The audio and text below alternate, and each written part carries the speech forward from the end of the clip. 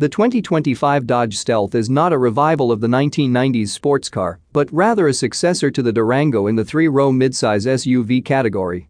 As the Durango faced a decline with its outdated WK2 platform while the Jeep Grand Cherokee moved to the new WL platform, the Stealth emerged with a modern appearance and the familiar name.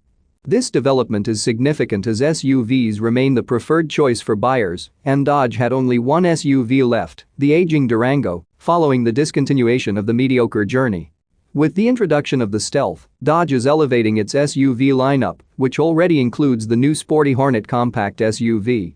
The future of the Durango name is uncertain, as it might be reinvented as a larger body-on-frame SUV, sharing the Jeep Wagoneer platform, leaving space below for the Stealth.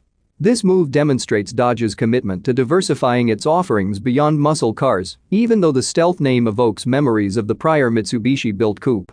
Regarding its platform and powertrain, the Stealth is expected to join the Grand Cherokee L on the new WL platform, or possibly the STLA Large platform, primarily designed for electric vehicles but capable of accommodating hybrids.